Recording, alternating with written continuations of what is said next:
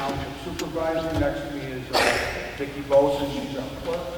Rose Rialto is our collector. Angel Shakes, trustee. And Dominic Vicello over here, he's going to take pictures. And, so we have something to look at on our email list. So we'll start off with the Pledge of Allegiance. The flag's over there. Pledge of Allegiance to the flag of the United States of America and to the republic for which it stands, one nation, under God, indivisible, with liberty and justice for all. We always do a prayer on Homer Township, so I'll do the prayer. Our Father who art in heaven, hallowed be thy name. Thy kingdom come, thy will be done, on earth as it is in heaven. Give us this day our daily bread, and forgive us our trespasses, as we forgive those who trespass against us. And lead us not into temptation, but deliver us from evil. To start off, thank everybody for coming. And the reason for this is so that we can address issues that people have that are pretty much unincorporated, but also ones that they live in the city of Lockport, Homer Township. City of Homer Glen, Homer Township, we have taxes that when our assessor gets here, he's running late from his work. He'll talk about it, but to start it off, I think what we'll do is we'll skip the property tax thing and let the assessor talk about it. The first thing is cost of water. So if you live in Homer Township, some people have wells, some people have water from the city of Lockport, some people have Illinois American Water. So it's different for everybody. But if you have Illinois American Water, your cost is outrageous. So I have 3 people in my house, and the cost of water is somewhere around $230 every month. Yeah. And if you have a family, you're probably looking closer to $300 a month. And Illinois American is going for a rate increase. So where it lands, nobody knows. So we have Chicago water. Water tastes good. Problem is, again, cost. And we're not sure that it's always Chicago water because one of the things that happens is where I live, sometimes I have built up of like a black, if I don't clean my toilets every like 3 or 4 days, you'll get a black ring amount of all the minerals, like you will with well water. And so I called them up and I said, well, sometimes they have to blend the water because they got a problem of some sort. Well, it seems like a lot of times they blend the water. So you're paying for stuff, and it's a lot of money. Now, if you're living in Lockport, the water, pretty much most of the people drink bottled water, I think. So the water is different, but your water bill is probably around $100, including your garbage. So in Lockport, you're quite a bit less than Homer Glen for water. Unincorporated, they have wells. Most of the people, not all, but most of them. So if you have a well, now you're in charge of your own water. You don't have a water bill. So you do have to buy salt, you do have to repair those pumps and everything else, right? So there's a cost associated with it, but it's far less than if you live in Homer Glen. And it's probably a little bit less than if you live in Lockport. I don't know, though. I never had a well, so I couldn't speak to the cost. But just so you know, right out of the get-go, probably about, it was somewhere around 2003, 2004, we haven't been able to find it in minutes, but Illinois American was bought out the other water company, which was Illinois America too, but it was owned by a German company. And at that point, the supervisor's name was Bud Fazio, goes way, way back. And the village was talking about, they didn't do it, but they were talking about capping the wells for the people that had a well, because they wanted everybody I know in America. And then the township said no, and then we voted at the township, but that's why I'm a little bit angry we can't find the minutes for this. Otherwise we would have them here. But the township voted that we would supply lawyers for anybody that was going to get the loan. And so the village never even voted to do it, so God bless them, thank you for that. But just the talk was enough to scare a lot of people. So when you live in unincorporated, the governing body is the county. It's not the township, it's the county. And the township can make laws and rules and stuff like that, but everything comes from the county. So it's a different to do with like building codes and stuff like that, and that's what we're going into next, the zoning ordinances. So in the village of Homer Glen, they have rules for code enforcement and rules for zoning. There's all kinds of rules. Lockport's the same thing. Now the county, they have different rules, and the unincorporated part is governed by the different rules because the county controls the rules. So for instance, in Homer Township, when you want to put a fence up, you got to go get a permit, you got to do a lot of different things. You want to put in a driveway. At one point, you were allowed to put in pavers, and then you didn't need a permit. And then that changed because I put in pavers, and I wanted to expand them, and they said, well, they changed the rules so that you need to get a permit to put in the pavers. And that would be the same as, I don't know the rules of Lockport because I don't live there, but it's the same thing. They all have rules. At the county, I'm on the board, and I got roughly 30 different codes, either removed or changed so that people friendly.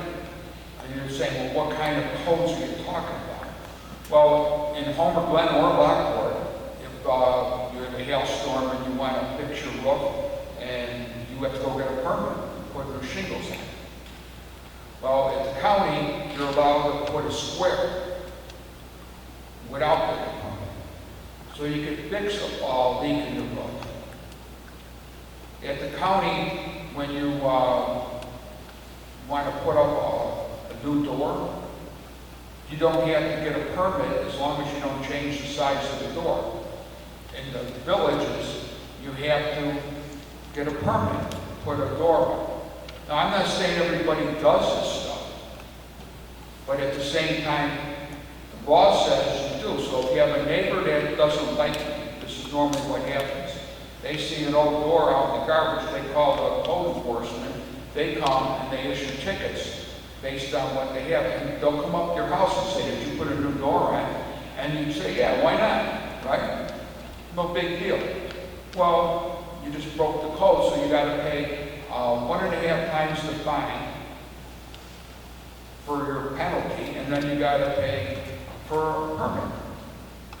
So those are things that are bad. Right now, we're going to start at the county because I got to stop because of COVID. You can't argue over our computer. You got to argue in person. But in the county, and it's probably the same thing in the villages. If you change your toilet out, you're allowed to change your toilet, but you can't change the wax and you can't change the shutoff valves. So this is all the kind of stuff that we're all fighting about because it's stuff that we should be people friendly. It shouldn't be where the government makes money off of all of us and enforces laws that are kind of dumb. Because frankly, everybody that goes to fix their toilet changes the wax and changes the shutoff valves. So you shouldn't have to get permits for that stuff. So that's just an example of what's going on and why at the county level we're going to be able to change this stuff. Doing it at a city, it'd be a lot harder. The cities or villages, which either one, they like that revenue coming in. The county does too, but you got 22 county board members that don't like the idea of government taking money from people when they shouldn't have to pay. So it's a different type of situation. So zoning is the same type of thing. A1 is for farming. So like in Homer Glen, in Homer Township, in part of Lockport, you've got a lot of farms. And they're all zone A1. And in the county, they're zone A1. But now, one of the things that just happened recently, right on the east of Lockport, by the Amish farms there, on 159th Street, a piece of property was bought by a guy that wanted to put in a storage facility for RVs and boats. And by doing that, the county zoning said you couldn't do it there. It has to be I-1, that's industrial. And the result of that was it was a big fight on the board because the board members liked the project. And when they liked the project, they wanted it to pass. So we had a split vote. One of the board members from Homer Township, not me, the other one, voted to allow the change of the zoning so that this project could go in. So that changed the zoning for all of 159th Street from Park going west into Lockport. So then after about 6 months of me screaming, they changed the law back to what it was, and they said that they could do these things with a special use permit. The result of all that is Cathar Construction, you guys are familiar on 159th Street, they're trying to rezone their property to I-1. So they can sell it as I-1 with that's warehousing. And I don't care where you live, nobody wants warehouses. You know, there's nothing but problems. So, so the zoning makes a big difference, and the cities have different zoning than the county does.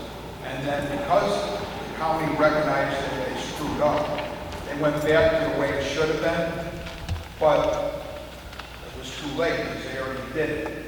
So now the precedent, the good thing though is the precedent that was set was changed.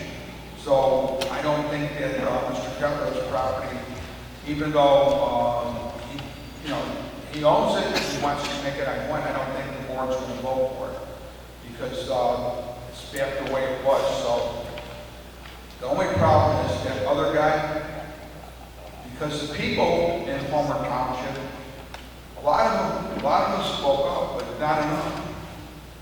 And when you don't speak up, you're going to get what you get.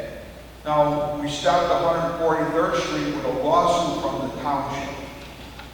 But at the same time, we can't stop them from doing the work. The road commissioner will talk about that a little bit. But it's disgusting because it was vetoed 5 times when we tried to stop it. So we continue to try to stop stuff, and we continue to fight with, at the township side, with the county road department to make stuff like that not happen. We got involved with Hadley Road, and the people that live over there, we told the road commissioner, the assessor, sitting down at the glasses, the road commissioner was on there, Frank Gregorio and Carmen Morello.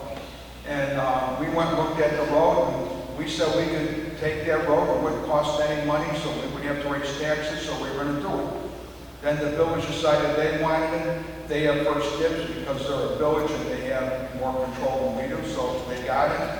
And so we just stepped off to the side, and that's how Hadley Road went. But all the stuff I'm talking about, we're going to be open for questions later, because people are going to have a lot of questions, I'm sure. So with that, we forgot to do the roll call. My fault. All right, thank you, Steve. So if I can take a quick roll call. Trustee Shape? Here. Trustee Bonomo? Here. Trustee Clausen? Here. And Supervisor Bowledge? Here. Thank you. We have a quorum. Okay. Okay, so now that I got the board here, we're going to go back to lowering property taxes. Carmen Morella, you want to pass this down to Carmen? I got you. Oh, yes, copy. Yeah, I got you. Hello, everybody. Thanks for coming out. So what I'm going to talk about tonight is basically unincorporated areas of Homer Township and the importance of the lowering bodies of their taxes. It's very important to understand that as being an unincorporated area, you are dictated by Will County and the township, but not so much by Homer Glen or Lockport. The city of Lockport, there are a little portions of New Lenox and Lamont in there. I did do a little demonstration here to show that if you can see, the middle one is Lockport. Over here to my right is Homer Glen, and then the unincorporated area is your taxing body. How this works is, what I did is I took Homer Township Road and Bridge, Homer Township Fund, and I also took Lockport's Road and Bridge, Lockport's Town Fund, and same with Homer Glen. Lockport's is significantly higher because they do increase with the road and bridge and their areas of incorporation. So as you can see, as a unincorporated taxing body, you guys are less in taxes when it comes to our government entity against the village or a city. I want to just kind of demonstrate that to show that, you know, we do try to keep the taxes low. You know, that's our goal. You know, we try to offer the best service we can for the budget we have. Our goal when we got into office was not to raise taxes. As you all know, as we go into this next election, we also did not raise any of our salaries. We kept those equal. We want to give this back to the community. That's the goal that we try to do when we build this stuff and we show these modelings that we have.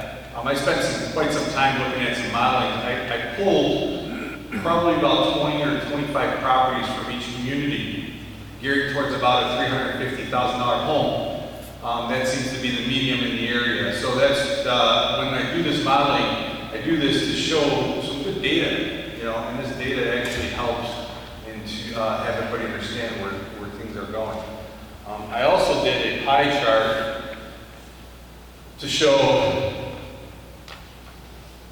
what is our largest taxing bodies, and I'm sure everybody is well aware. And then you can see, these two pie charts here. These are representative of our schools. Of course, we know the schools are our largest taxing body, but when you put it on a picture like this, it really is relevant to what you're paying in taxes. Over here, in this little sliver up here, is Homer Township. We're probably one of the smallest, okay? And then as you gear towards this side and this side, you've got Lockport over here and a little bit of Homer Glen and then some of the fire districts that we see on the other side. So we're not just one entity of the taxing body, we're a group. My job as the assessor is to keep your values down. And my goal is to make sure that the values are at a 33 1/3% for the entire township. That's every parcel. We got 16,000 parcels in Homer Township. And the goal for me is to get it to a 33 1/3% across the board. So we're all paying taxes equally. What ends up happening is we see structures like this, where every different districts is taxing differently. That's where your taxes will fluctuate. So sometimes when you're talking to your neighbor and say, well, why are my taxes lower than your taxes? A lot of times you might be in a different taxing district. I was just on the Will County GIS about 15 minutes before I got here, and I pulled this up. And you guys have free reign to this. This is open to anybody to go on the Will County website and pull up their GIS. And what I did is I put the map of the districts of every taxing body within Homer Township. And you can see there's quite a bit. Each number here represents one of the taxing bodies. You know, unincorporated has a different one versus, you know, the northwest side of Homer Glen. If anybody wants to review this or see this, I'm actually going to get it up on the website so you can see it on the assessor website. But this is a good indicator of where you live and why some of your taxes versus your neighbors is different, okay? Also, when I was on the GIS, I'm like, you know, I really like to put in perspective the two different districts between Lockport, unincorporated, and Homer Glen. And I know it's a little small, but you guys are more than welcome to share it later. Homer Glen is in the pink, Lockport's in the green, and anything in white is unincorporated. So as you can see, Homer Glen represents about 62% of the taxing body of the township. Okay? Lockport represents the rest with a little bit of Lamont and New Lenox, but then Lockport is also in Lockport Township, so we see different taxing bodies there. And what other taxing bodies do we see there? We see the Park District. Something we don't have in our township, but some of our residents do see that because they're in the city limits of Lockport. And there was an IGA agreement between those two to actually be able to tax the residents of Lockport. So when people are talking about how their taxes are raised and what really is the structure, a lot of it is our municipalities, our schools, you know, the levies that they put on, which is very important, which is coming up in December. I think they all have to be approved by December 26th or so. You guys will see that all these taxing bodies are going to go and put a levy in. And it's very important that you understand what your levies are, and you can look on your tax bill. But I think these give you good representation of where you live, why the taxes are what they are, and so forth. For me, I do the assessment of the property. It's very important that your assessment of your property is correct. I tell everybody all the time, I'm human. We make errors. We make errors because stuff has been around for many, many years and nobody questions it. You know, I think we just did a home that was built in 1972. Their square footage was off by 100 feet. It really does change somebody's assessment on their property. So what do? We correct it. We correct it so the bill reflects it correctly. And that's just the data that we've had for many, many years. We do look at it over the time, but a lot of times small things like that fall through the cracks.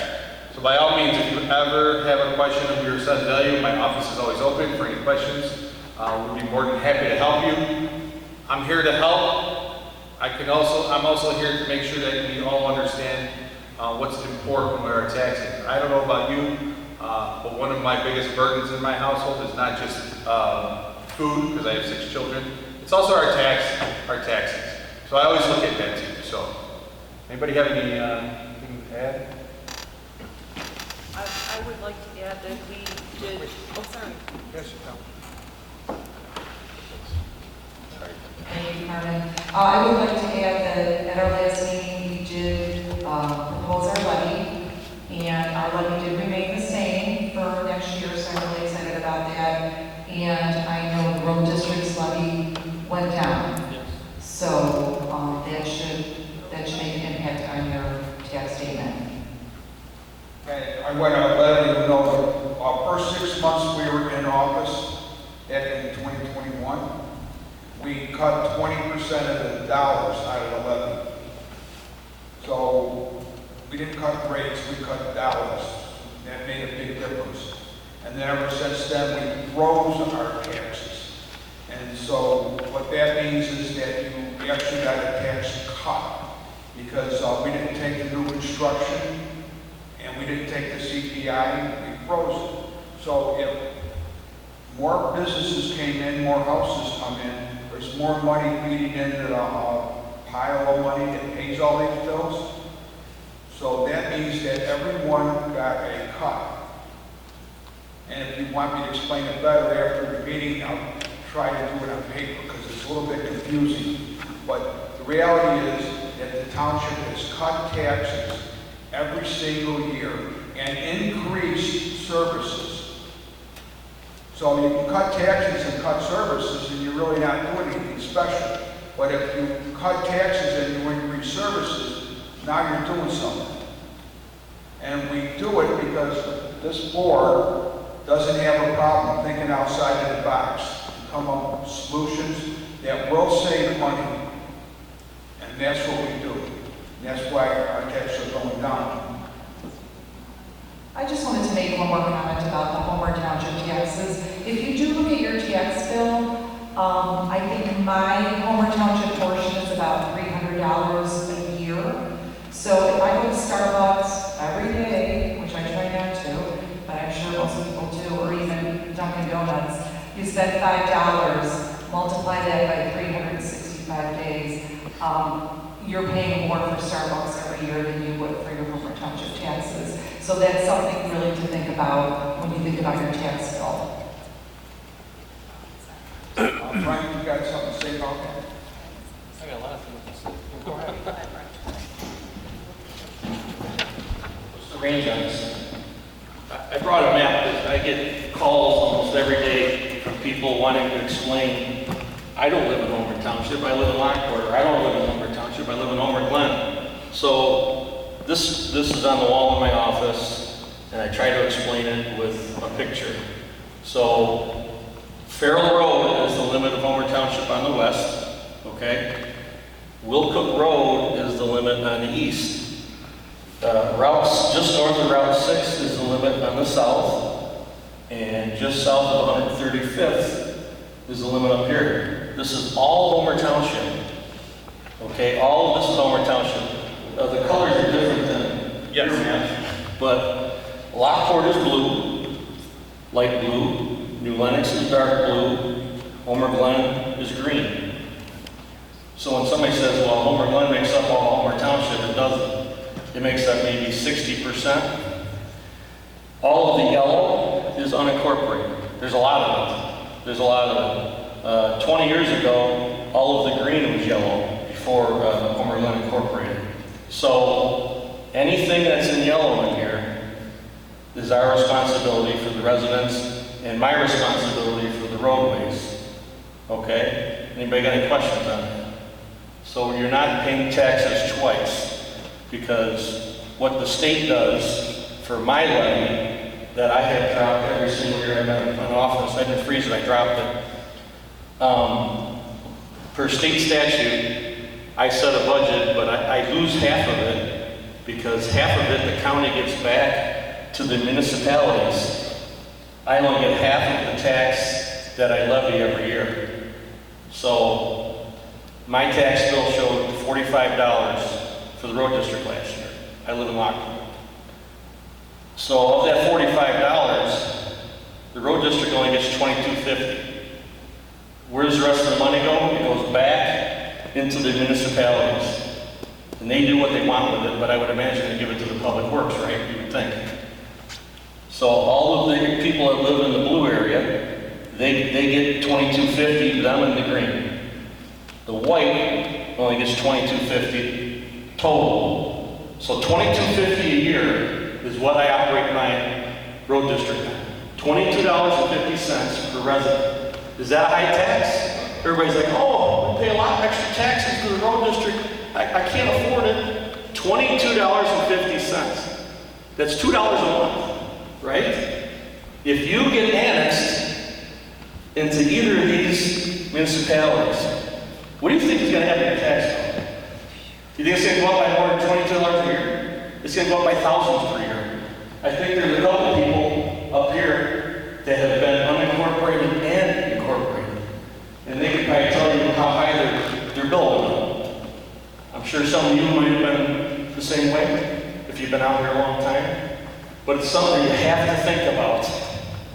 That's the initial explanation of my levy and my tax and how it applies to the whole township. Okay. Talk about how you sign up. All right. So we talk about community services. I think that's on here. I don't know if you want me to talk about that, but I can talk about that now. So people ask me, well, what do you do? I never see your trucks around town. That's what they say to me. What do you do with all the money that you get? The $2 a month that I get? It's not much. When I started office in 2021, I was operating on a trailer for a year. I had no running water. I had a bunch of rundown trucks.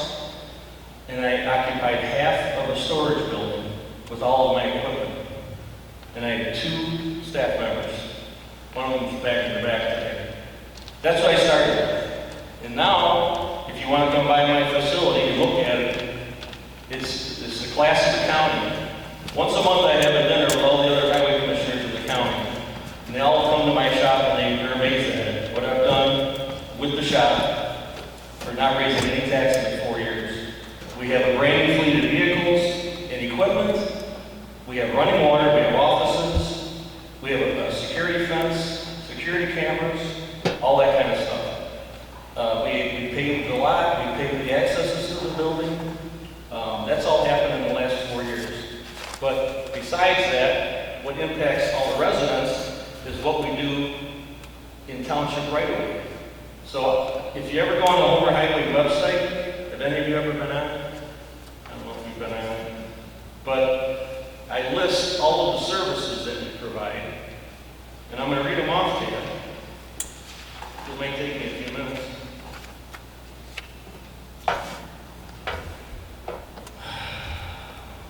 Plow snow, distribute ice control, monitor street lights, maintain surface and shoulders of all roads, maintain drainage ditches, maintain driveway culverts, maintain aprons and sidewalks in incorporated areas, mow right-of-way grass, trim trees, maintain storm sewers, maintain drains, trim trees, remove debris from roads, remove dead animals, install and maintain regulatory and street warning signs, issue permits, issue driveway access permits, resurface roads, maintain shoulder stone, repaint surface markers, maintain vehicle weight limitations. This is just some of the stuff that we do. Yet they say, oh, Brent, what do you do all day? Don't do anything. So in the 4 years I've been in office, I have repaved 40%. That's almost half of all the roads in the township. 40%. That's a lot. That's almost half. That's a big undertaking. Besides all the other things we have going on in my facility, trying to get it back to where it needs to be. So I've done a lot in the 4 years I've done for taxpayers. And I've rewarded them with lower taxes as well. That's very important. So the next question is, okay, people talk about dissolving the township and what's going to happen. So some municipalities, when you annex into their municipality, they require you to go underwater and sewer. Some require it, some don't. Right now, I know for a fact that Lockport is almost at their max with their sewer and water infrastructure. So it would cost them a pretty penny to expand the treatment plant and the distribution systems to reach all the white areas on there that they don't have infrastructure in right now. And I've been in Lockport 24 years. The water doesn't taste very good. I have a reverse osmosis system and a filter in my house, and it helps.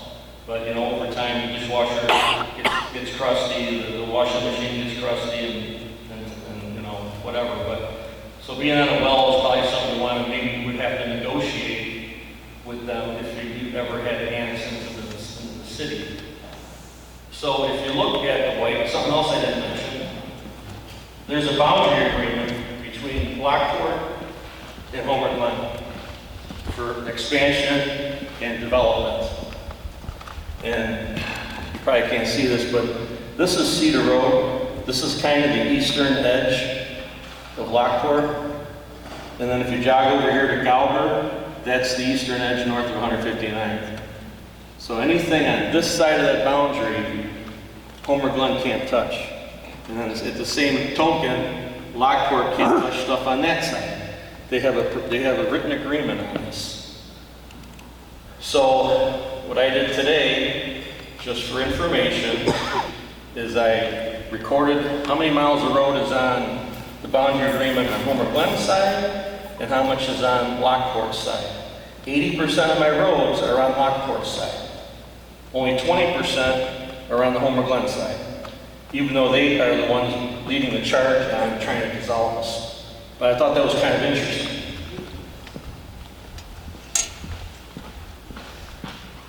So if 80% of my roads are in Lockport, they would have to take them over from me.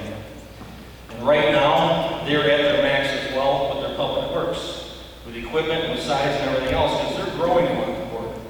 You know, Silo Ridge was just built. I don't know if any of you have been by there on 163rd Street. I think there's almost 200 homes going in there.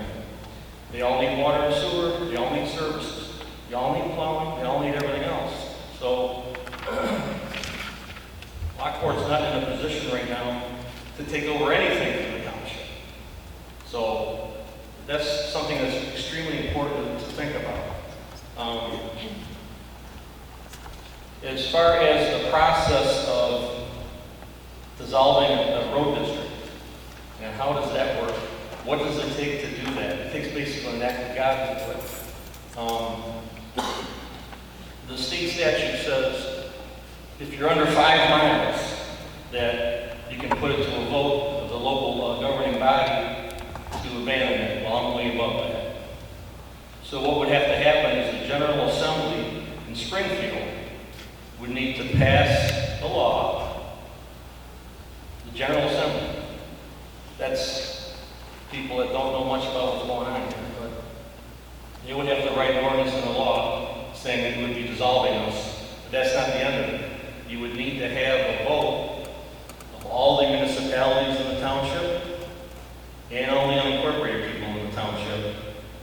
And they would have to vote for it. And then every municipal government in the township would have to vote for it. New Lenox, Homer Glen, Lockport, and the unincorporated would be invited to vote in those ballots. So actually, I think a year or two ago, Homer Glen had a vote, didn't they? Yes. And it didn't pass. It passed us, it was on the good side, yeah. It passed that people did not want to dissolve the Homer Township government or road district. And that was just the Homer Glen people. Unincorporated people, yeah. So the yellow area didn't vote, the blue area didn't vote, and the dark blue area didn't vote. Just Homer Glen voted. And of course, they're not unincorporated. They won't have their taxes go up by thousands of dollars. They won't have to worry about who's going to take over the services from the township. You know what I'm saying? That's something that's really important too. So, let me see if there's anything I missed. Brett, can you touch upon if you do get into those people and you do have to pay for that infrastructure for the water, what could it possibly cost you as a homeowner? All that new piping and, what? Well, They're yeah. not going to give it to you for free. So when you live on a street that doesn't have any water or sewer infrastructure, you have to pay for connection fees, they call them. Every municipality has a different name for it. So what they would have to do is they would have to run a distribution line down your street so you could stub off your house to get water access and stub off your house to dump all of your sewage. So the connection fee, if a sewer was on your street, is one number. But if they don't have a sewer on your street, it goes up exponentially. And that's not something that's spread out around everybody at tax time. That's a direct cost to you as a homeowner.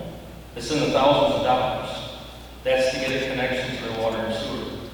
Unless you negotiate something where, you have your water, your well and your septic, and that's it. But some municipalities, they want you on their system. So, okay, thanks. Mike's gonna talk a little bit about something. Hi everybody, my name is Mike Lawson, Homer Township trustee. I am a Homer Glen resident, and if I could explain a little bit about myself, I'm kind of in a unique situation, but I can talk about both sides of the fence. So I'm a Homer Glen resident, and I don't have sewer and water, okay, so we're on well and septic. I don't live in a mansion, I have a nice house. My taxes are nearly $20,000 a year in the village. So anybody that's thinking about making that decision, or if anybody's asking to make that decision to annex, and there's a lot of things to consider. I don't have sewer and water. We don't have a police department. We have no services from the village. I would like to unannex. Is that a word? I don't know if that's a word. Yeah. I'd like to remove my annexation because it doesn't do us any good anyway. So it's a nice place. I love it. I love where I live. But when you think about the amount of money that we're spending in taxes, it's more than some people's mortgage payments, which is insane. And again, I do not live in a mansion. We have a nice house. It's not one of those houses that we drive down some of these roads and we see that it might be on the cover of a magazine. That's not it. Who knows what they're paying in taxes? God only knows what those people get in taxes.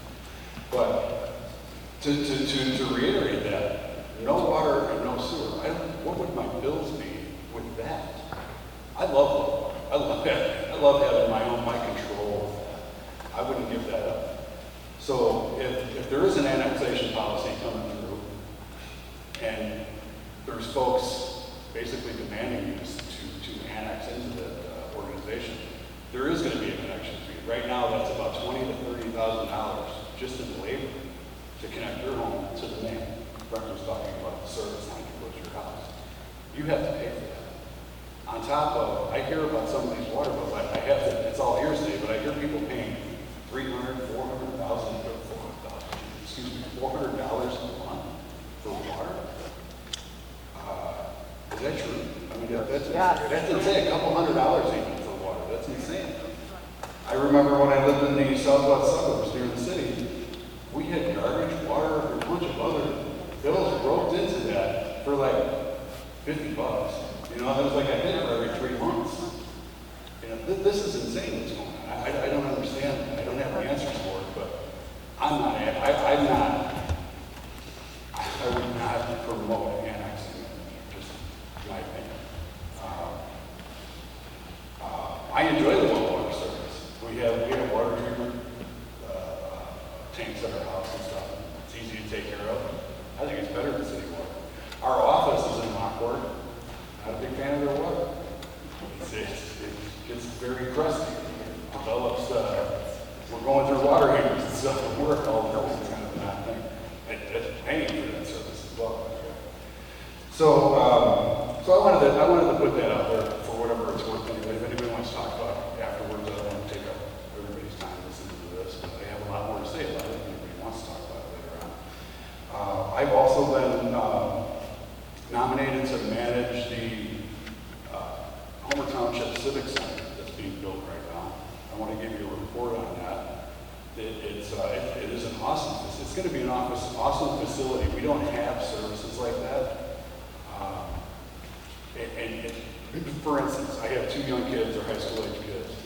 They're at Heritage Park probably 3 or 4 times a week. It's nice weather. And there's a lot of kids in that park. They play pickleball, which I thought was an old person's game, but they play it every day. But kids are going to use this facility, seniors are going to use this facility, every one of the communities is going to use this facility. I am really excited about it. I can't wait for it. Some of the neighboring communities have built them, specifically Lamont. I don't think it's 2 years old. They already have an addition. They're already putting an addition on the facility that they built because it has that much positive attention to it. And so the report with this is that the building's going to be up with weather permitting. I would say in the next month, by mid-November, I would imagine. And the parking lot is finished. All the infrastructure is finished. The underground water, sewer, water tanks, the foundation is done. If you drive by there, the Transita Farm's right down the street, you'll see that the parking lot is starting to really come together. And the building's going to go up pretty fast. Obviously, weather permitting. It looks like the weather's going to be good for the next 10 days anyway. Here, the rest of the country. So, anybody wants to talk to me about that, has any questions about that, I'd be glad to answer them. And I think that's about all I have. Mike, you want to talk about seniors? Yeah, sure. Good evening, everybody, and thanks for coming out and joining us. Just to touch on the Civic Center, and actually this board and how we operate. Some of us here own businesses, work for some high-end businesses, and we apply all those talents and everything towards what we do. Brent, for example, when we were in the pre-construction of the Civic Center, he reached out to contacts to get the clay brought in, and possibly saved, how much would you say? $200,000. Saved $200,000 just by connection. I think during the construction of this, we're going to reach out to local businesses, corporations, and say, hey, can you donate, whatever. I have no problem picking up a phone call and asking for help, and we'll mention their name and say, hey, put their name on the front door if we have to help that they're going to provide us.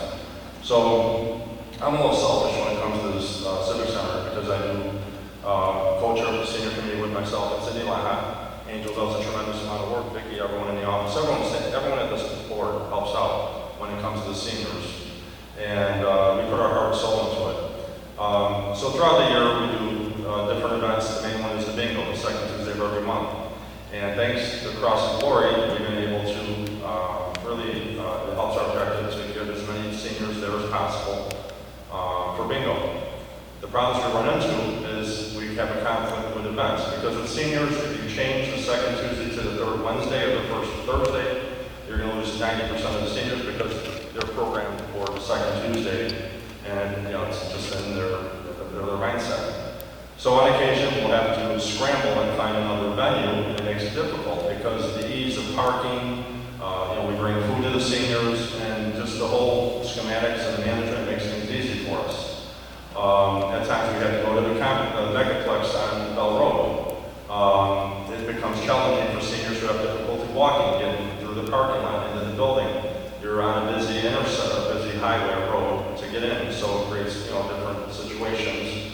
So with the Civic Center, again, I'm selfish. I mean, this will allow us to do anything possible for the seniors without any complications or any scheduling conflicts.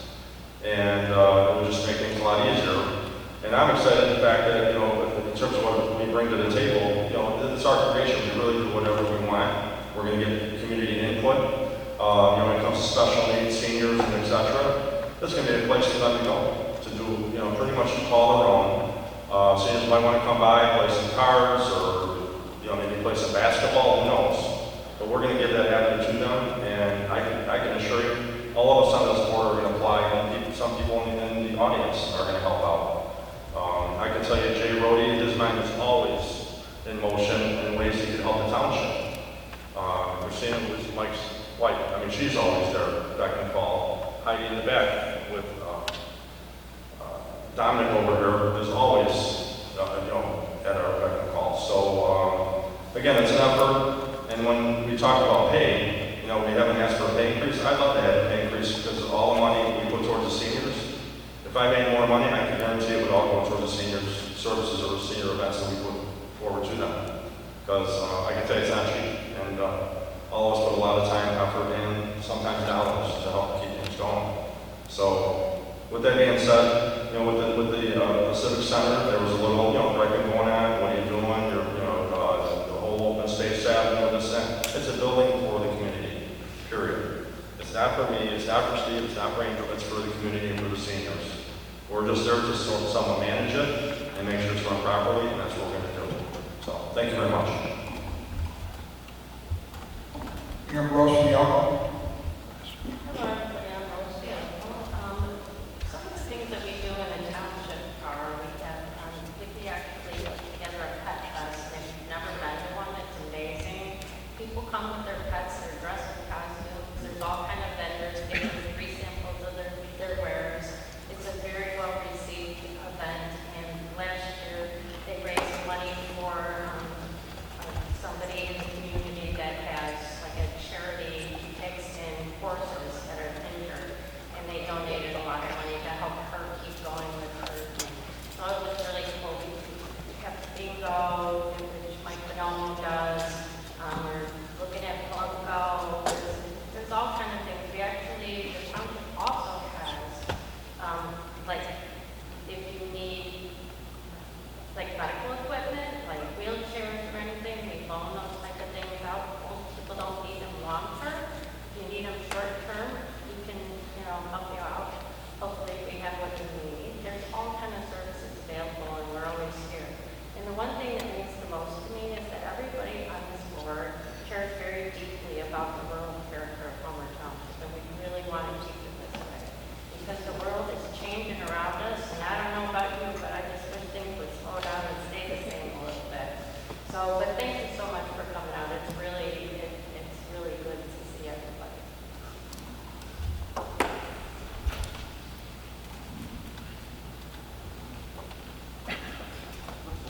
Okay, everybody. My name is Angel Shake. I'm one of the trustees here. Everybody pretty much touched on a little bit of everything that I needed to talk to you guys about. So, just a few more services we offer at the township. We have a medical lending closet. So, if you have surgery or you have somebody that needs special senior care or extra assistance or special needs, and you don't have a wheelchair or a walker or a shower chair, you need something for short amounts of time, you can come to the township and we just have you guys fill out a form and you borrow it just like a library. So, and if you need it for an extended period of time, you need it for longer, it's not a big deal, you just come back and say, hey, I'm not ready to return yet, I need to sign it out longer, like a library book, except it's medical lending. And we also have emergency assistance with utilities and things where you have to go to the county first, obviously, because they offer services, but if the county can't help you out and you can't pay a bill or something comes up, sometimes, oh my God, I can't afford my medicine, I can't afford my, my insulin this month for my kid or whatever. It's between my medicine and this bill. Something comes up and you can't pay a bill. There are services that we can offer to help you just to get by for that month. And if we can't, because it can't go through the township, I will promise you that everybody on this board has gotten together and helped people that were in a tough spot during the last couple of years. So we will find a way to do it if it can't be done. We offer PACE bus services to, like if your special needs, adults need rides to work, or if you, the senior citizens need rides to doctor's appointments or work, you just set it up through PACE. We pay for the majority of that. And they pick you up at your door and take you to your places, and then they can come back and pick you up. A lot of people don't know about that, and it's a good thing to have. Let's see what else. As far as the Civic Center goes, so there is, in Lincoln Way, there is a special needs facility where the kids have wheelchair basketball and things like that. Our kids can use those, but we also have to pay, fees to use these things. So our residents in Homer Township don't have their own facility to host games or anything else. So that was our main goal, was to get somewhere for the special needs kids and adults, and somewhere for the seniors to have that they can call their own, so that they don't have to pay all this extra money. Because you know what, it's hard enough when you're raising a special needs adult and you're now a senior and you're raising a special needs adult. How do you pay for those extra services they need? People don't even know how to get some of those services, and nobody ever knows where to point them in the right direction. So Brent Profilio and I, we want to get groups in to talk to people about that and to help them find these services that are available that they don't know about. We're going to get the wheelchair basketball going. That's like the main thing that we're getting up there. Carmen Morella has a daughter that plays wheelchair basketball. It's important because it's something that we should have been offering to our residents all along, and we didn't have the opportunity to do it, so now we're going to make it happen. As far as the seniors go, Mike talked about that. We always need places for the seniors to go. They love to just come sit and have coffee together and have somewhere to go, because a lot of them either live in assisted living facilities, some of them live in independent living facilities, but they live in these little 782 square foot units, and they can't have 7 of their friends over. There's nowhere to sit. When they have a big center, they can go there, they can play games, they can play pinochle, or some of them like to play Monopoly, believe it or not, One of the things we want to do is have a buddy system where the seniors can come when the kids get out of school, and the seniors will help the kids with homework. It's kind of a big deal, especially because there's a lot of parents now that homeschool, and that will be some relief for homeschool parents also. So those are some of the other programs we want to get in there, and hopefully this will open. The Civic Center should open around May, and it should be good to go, and hopefully we'll get to see a lot of programs and a lot of people using it. So that's about it.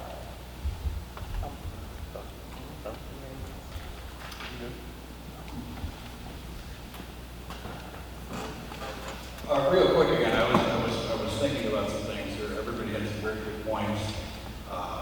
And like Rose said, thank you for being here. This is community service.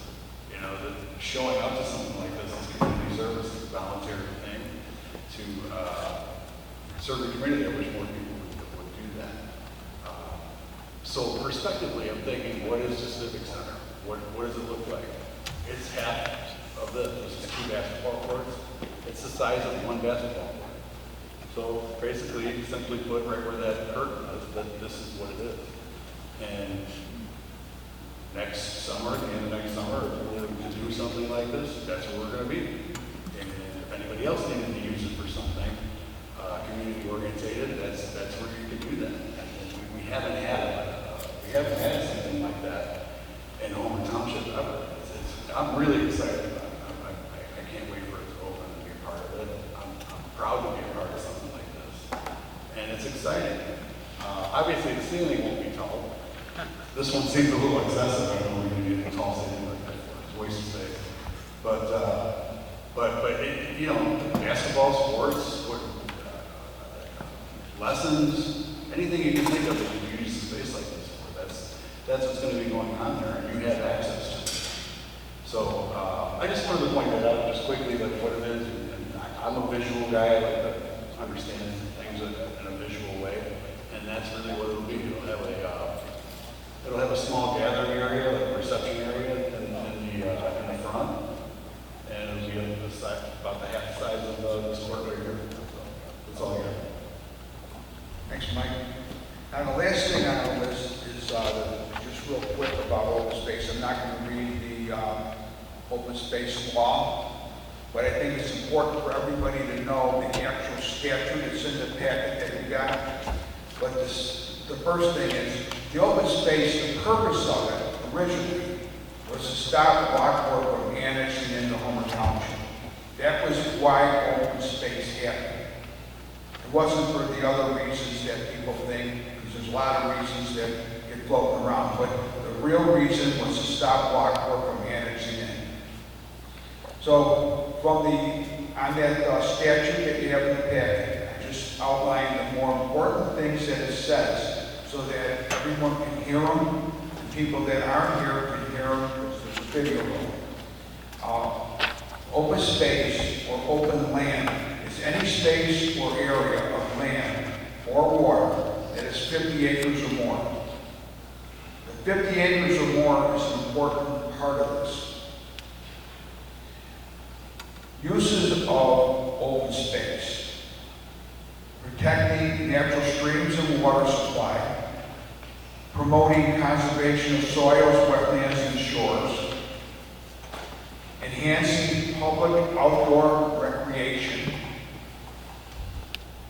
enhancing educational, scientific, historic, and other features, implementing the plan of development adopted by any plan commission of a township, city, or county, promoting orderly urban or suburban development. A township at any time may release land out of open space and allow development to occur. What I just read to you is contrary to probably everybody in the room's thoughts of it, because everybody has a different opinion on it, because everyone developed an opinion over the last 25 years what it is. And what I just read is right from the state statute. And the state statute's in your package so you can verify it. So when back, God, I don't remember the years in the packet, but say 2001, 2002, part of the open space was sold to make Founders Crossing. It says they can do that in this here. They didn't do anything wrong. But when they sold off part of that, then that farm lot that was called the Welfare Farm, that became not open space anymore because they had 40 acres. But everyone assumes it's open space. Then when, you know, the farm, we were going to sell the Purdy farm at one point, that's over on Bruce Road, to a farmer. Not to a developer, a farmer. And everyone was screaming, the farmer backed out after the meeting, so he didn't want to have anything to do with this. He thought he was going to get welcomed, and he got booed out. So the farmer didn't buy the land. But the reality of it is, it was still going to be farmed. It wasn't like it was going to be a warehouse.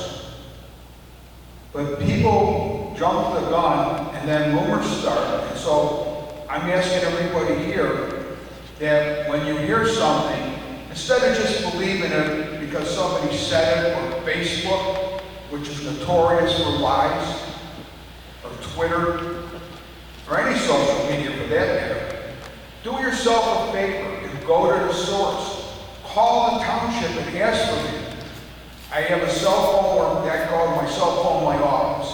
You call my cell phone, I see a red thing in the phone, that means I'm calling you back. You might not get a call back for a couple hours, but I'll call you back. Even if it's the next day, you're gonna get a call. You can ask me. I'd rather have people call me and say, what's this?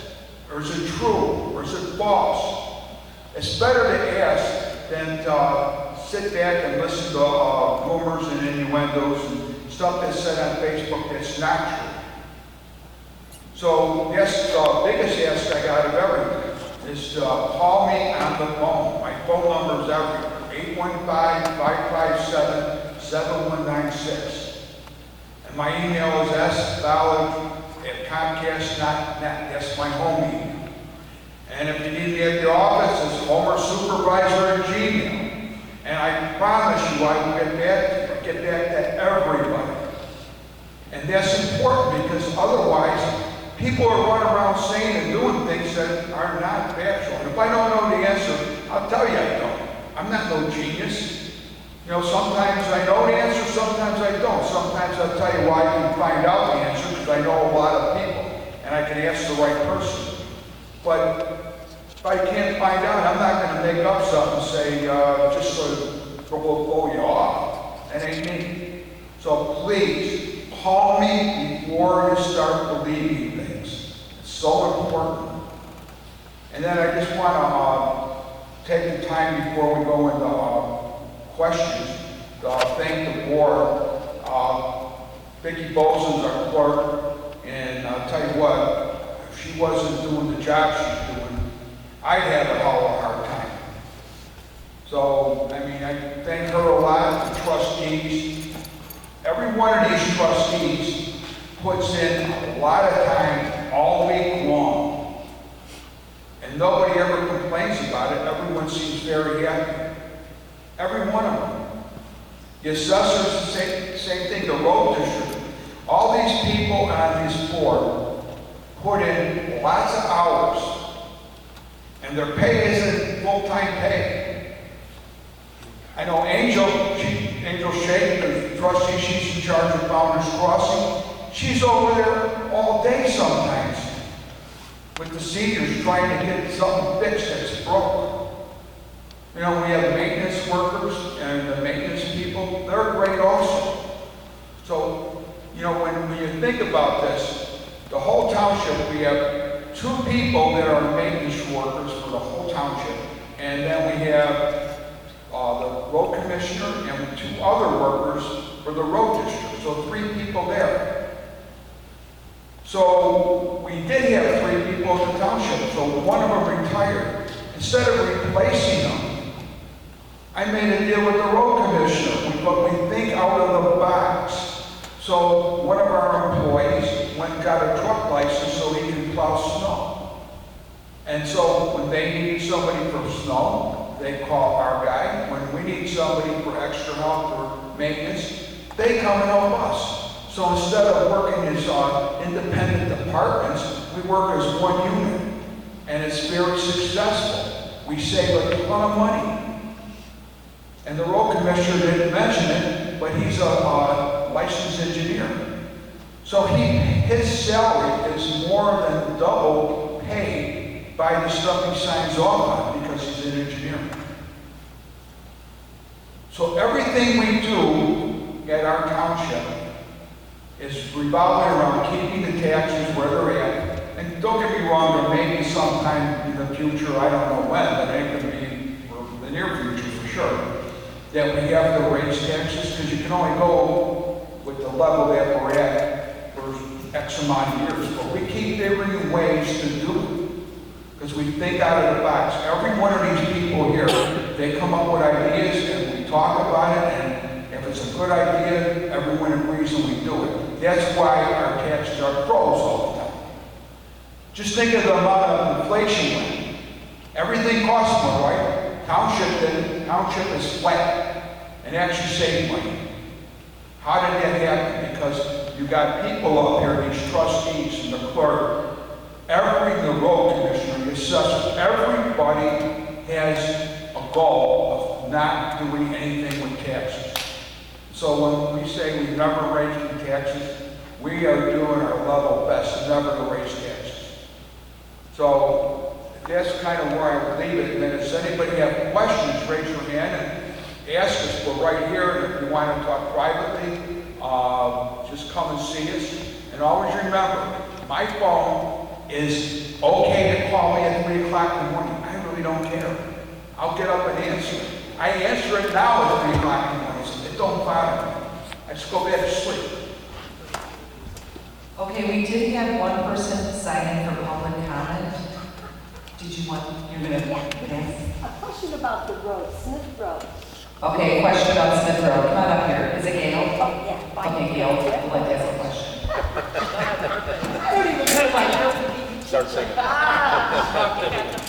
I'm Gail. On Smith Road, I moved between Archer and 135th, that bridge. Our school buses, high school and 92, cannot go over it. I got a lot to say about that. Well, we've been waiting, I've been waiting, my kid's a junior now, I've been waiting since he was in 7th grade for the bridge to be fixed. I keep saying, it's not safe, it's not safe. Well, yeah, Will County sits there and gives that tickets out for everybody else, but those Citgo people are going 55, we have nothing but ditches. And I So- think you have to go. I've been talking about the Smith Road Bridge for over a year and a half at the township meetings, and I'm gonna, for your benefit, I'm gonna go through and tell you what's going on. So, Smith Road is all the way in the west side of the township, way up here in the northwest, way up here. So everybody forgets about it, but there's buses that go over the bridge, and it looks like Swiss cheese. Anybody driven on the Smith Road Bridge north of Archer? By the golf course? And you're like, oh my God, how's it gonna collapse and fall apart? So, there's an intergovernmental agreement that I entered into with the Lockport Township Road District and the City of Lockport. It's a three-way IGA. We split a 20% cost on the engineering and the design and the construction of that bridge. IDOT pays for 80% of it. Okay? And this agreement was written up a couple of years ago because Smith Road is split down the middle. West half is Lockport Township Road District, east half is Homer Township Road District. So we kind of share the maintenance of it. But Jim Lausch is the Lockport Township Road Commissioner, great guy. Him and I got together, we're like, we can't afford to put in a brand new bridge. There's no way. Because we saw this years ago. So we approached IDOT, and we got them to buy into replacing the bridge. So the negative of having IDOT involved is paperwork and time. So you got to go through 3 phases of project delivery to get to a new bridge. You have phase 1 where they look at the tree huggers and the bunnies and all the dragonflies and all the other stuff. They look at the environmental impacts of replacing the bridge. They look at if it's going to flood any adjacent properties. They look at how high they got to raise the road or lower the road to make sure everything's going to work hydraulically.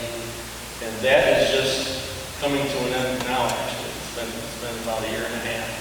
Actually, Tuesday in Lockport, there is a public meeting.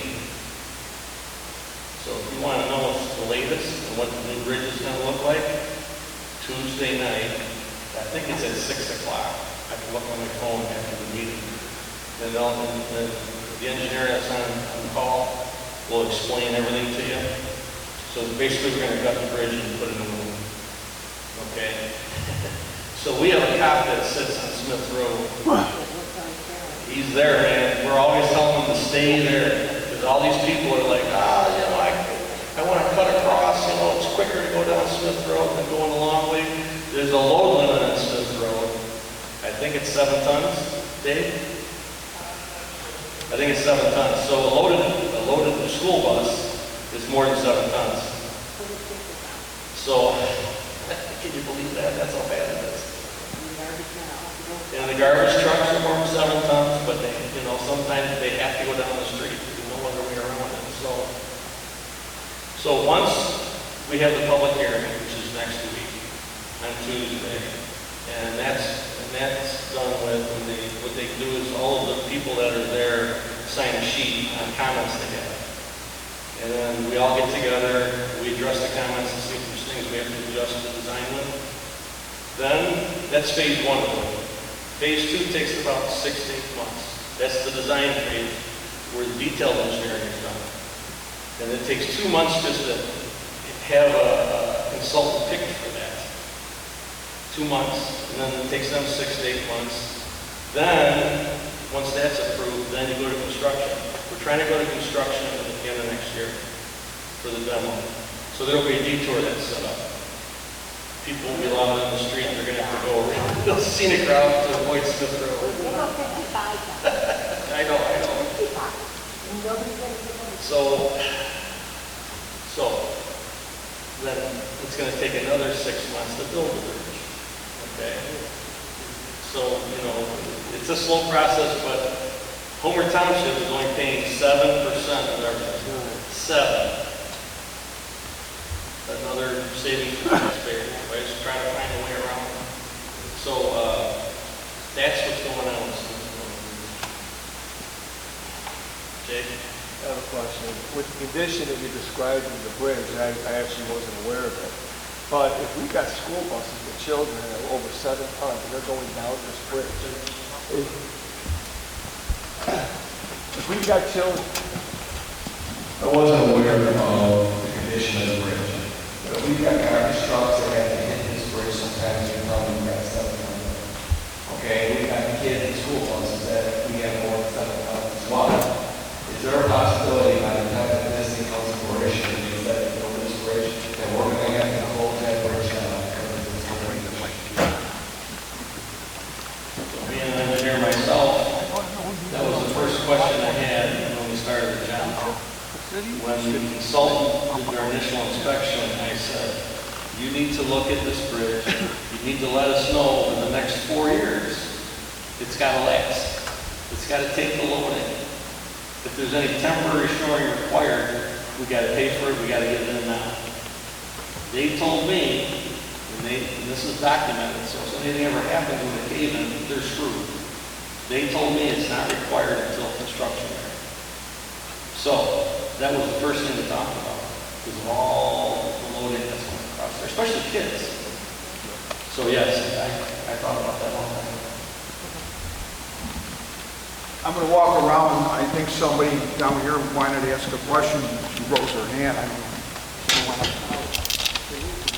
know. I just have a question. Who does the plowing? Who does the plowing?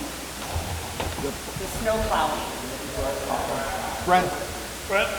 Yeah, I don't understand why every time somebody does the plowing, all the snow is at the end of my driveway and I can't get out of the driveway to go to work. I don't understand. He does plowing for me, if you want to talk. Well, when we plow down the road, we've got driveways on both sides. Okay? There is no way to. I have one driveway. Where are you located? In Oh, I don't know. Yeah, okay, so I'm in Lockport. You're in Lockport, probably. Okay, yeah, you know. And my car was on the ground, and it had snow, and I couldn't get out. And I'm nervous, so I got calling a lot of times, and stuff that I could do. Yeah, if you call down to the city of Lockport Public Works and speak with the gentleman down there, I got his name in my phone, I can give it to you. Brian Lovely. We're between Archer and Smith Road. We have no competition, like the house on the street. And she's in the cul-de-sac. So it happens. In Bowman? Right off the corner. She's on Shaker. Oh, then you're in the township, you're not in. Hameling and Rhinebeck Court. Yeah, we plow that. That's where I plow. You're in the cul-de-sac. Yeah. The problem is when you're doing the circle, okay, where's the inertia going to take the snow? Yeah, but when you do that, it's so heavy and big and thick, I can't get out of my driveway. And I tried trying to do it once, and I hurt my knee and I fell. And I had to get the business. And so what I'm saying is, can somebody please not do that anymore? Well, we can try to we can try to, Need a place to store the plow snow. it away that the snow don't, maybe not look that much, but little snows, little amounts, big No, snows. Big it's a lot. I understand, but if you're plowing, that's the nature of the beast. If there was a way to avoid everybody's driveways, we would, but we can't actually plow and then go back and clean out every But driveway I that don't we just plowed. understand, you do it for the neighbors when they come out to go plow. I don't do it for anybody. But go put it over there and you put them outside and then I can get on my driveway. Nobody said that. Shane, I'm the one, I am the guy that plows there. I understand. Yeah. I understand. I am the one that plows in there, and I do the best I can. Usually when we have a big heavy snow, like 8, 10 inches, something like that, me and the other guy, after we plow our routes, we'll do a little patrol. If we see a driveway that got hit heavy, we'll try to clear the mountain it out. But we just can't go around and do that at every driveway, because then we won't get plowing done and then won't get the roads clear. Because I don't go to work then. Yeah, we do the best we can. I'm not saying that we're doing things on purpose, I'm because we're looking at not. a nice neighbor that comes over and his son comes to plow to get the snow out for me so I can get to work. But then it's a waste my time. And I do it I one understand. time and I fell and I hurt my knee really bad. I know. And it's really frustrating. I'm on a cul-de-sac in Lockport. We get that anyway. It happens, I've been there 20 years. It happens every time there's heavy snowfall. We have to dig everything out at the end. They're not gonna come back and clear every driveway. None of the plow drivers do it. If you have a handicap, you better go back and help them. I'll call me sometime. That's important. If there's an Usually, elderly if it's a person, big, heavy snow, we will patrol after we get the roads cleared. You know, that stuff turns to ice. I understand, and it's turning to ice in everybody's driveway, but but if it's a big, heavy, we get snows, like, we get a big, wet, heavy snow, it's 8 inches. It comes off big, huge balls of snow off the plow, okay? We will go back and patrol, and if we see a driveway that got hit hard, we clear it out And I right go at up the there and I mouth. see you clear out the neighbors, but mine never got cleared out. give them your address. I know. And one other thing that the road district does, that I know Lockport doesn't do, and Homer Glen doesn't do with salt, is we have sodium chloride in our salt that's blended. It costs an extra $15 a ton, but it works at 10 degrees below zero. Raw salt does not. So if there's icing, I doubt there's icing if we salted your cul-de-sac, because it works up to 10 below zero. But like I said, I apologize. What we're going to do, the thing that we have is any elderly or handicapped people, obviously when snow is plowed, it goes into the driveway. It goes in maybe about 10 feet. Right after you finish shoveling your drive. Then they come by and they throw it all in your driveway. Some people can't clear it. So Dave, you gotta take down the address and help her out. Does anyone else got any questions? Did you hand out any paperwork? Did what? Do you have? Yeah, the front, there's paperwork. Sorry. Okay. No, that's fine. I'll just go through and get it. Anybody else? I got a question. So I have a question, and I'm not sure if Steve would answer this, like, at the board.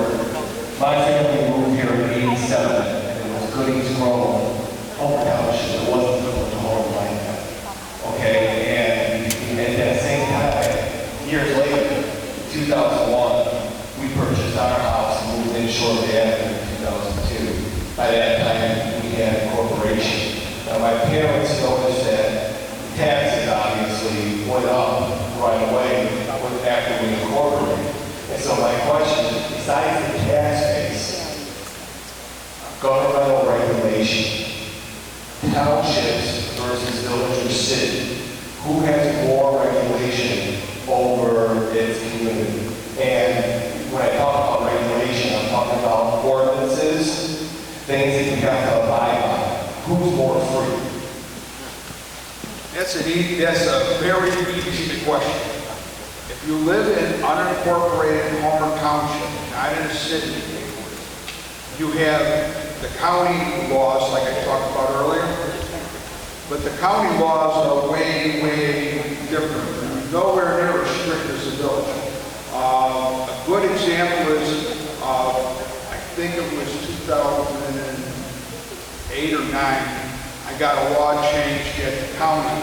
So if you're driving your car and you went and got your car inspected for emissions and it wasn't put in the computer correctly, and the policeman pulls you over and they impound your car and they take your car to a storage yard, and you have to pay a storage fee, and then you have to pay an administration fee, and then you've got to go to court and pay some more fees. Even though you were innocent. So in the county, we have a law that got passed. So the way it works is that your lawyer says you want all your money back. The county has to reimburse you for your storage fees, your administration fees, and any other fees, so that you come out whole. I'll figure out that. And now if it's a city ain't gonna do that. And I know we're the only county in the state that does that. But we did it, I got that through. But the reason for that, it's not fair if you're innocent that you have to pay sometimes upwards of $1,500 and you didn't do nothing wrong. The city ain't gonna do that, they're gonna charge you. Then a city, they have, you're driving down the street and you don't know it because all of a sudden there's a new sign up there, right? And it's a speeding sign, right? Speed, so it's going, you were going 45 and now all of a sudden it's 35. Well, in the county, the unincorporated part, they kind of are lax about making, pulling people over for that kind of stuff, and they don't do that kind of stuff. So if you're in the city, you're going to get, they want all that money from the tickets. The county's not out there trying to get money from the tickets. So there's a big difference between the city and the county with just driving. Then as far as, like when the ordinances, just think about what I think Jay said earlier. What do you get if you live in the city? You live in Lockport, you have a lot of services and a lot of amenities. You live in Homer Glen, you don't have any services at all, or amenities. All you have is a park, and that's it. So you're paying a lot of money to live there. And when you go to unincorporated, you have the services from the county, all the services from the county. So you've got the Center for Community Concerns, you got senior services, you got mental health, you've got all kinds of stuff. So you have lots of services from the county, and the village doesn't really offer anything. So, like you heard, like Mike said, well, I'd rather disconnect, I don't get nothing. Well, that's kind of the difference. With unincorporated, you have all the services and all the resources of the county. And with the cities, you only have what the city has to offer. So it's a whole different animal. So where do you get better involvement, and where do you get more bang for your property taxes, which are outrageous? Probably from being unincorporated, you pay the lesser amount from the cities. So did that kind of answer, Jay? Well, yeah, and I guess the second part is, if the township were to dissolve, those people that live in unincorporated areas, who governs them? Are they forced into cities or villages? So, yeah, the problem with the dissolution of the township, okay? The road district in DuPage Township, they went under 5 miles, and then the law says the county's supposed to take the road district. County don't want the road district. So they gave it to the township board. The township board had no clue about levying for a road district because they never had to do that. So they didn't levy, they levied a 0 because they didn't do it. There's a tax cap of 5%. So fast forward about maybe 10 years, they don't have enough money at that township to take care of the road because they never levied for the road. Because you can't pass a levy over 5%, so it's zero. And now they're scrambling all the time trying to get grants to pay for the road. So the county, when I talked to them about with Mayor Homer Glenn wanted to dissolve the township. And so there was a referendum which passed by a couple hundred votes in only Homer Glenn. So I asked about the assessor. And the assessor there said, we don't want it. And so I asked our road district what would happen. I asked all these people that run the services for the county. None of them want to touch it.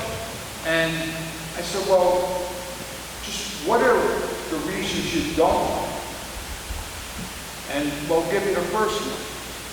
And this applies to all. If the assessor was to go away, because the township was dissolved, right? Which isn't going to happen. So unlikely it's unbelievable. It ain't going to happen. But if it would, they would have to hire a director to do the job of the assessor. And the directors over there get started like $90,000, they go up to $120,000. His pay is what? 51 or 52,000, I think, or something like that. The pay would double. Then all the people that work there right now, they get paid good, but they don't get paid what the county gets paid.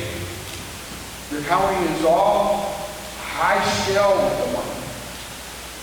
So the cost would be outrageous. It would be the same with the road district, the same with the township. Whatever we do with the township is basically with volunteers. So like Doc is over here, he's a volunteer. The people over here, the roadies, the Clausens, they volunteer. Angel Shakes and Trust, everyone in the trustees volunteer. You go to a city, they don't have volunteers, they got employees. So now you have to pay all those people that are getting paid nothing. They're doing it because it's in their heart to help people.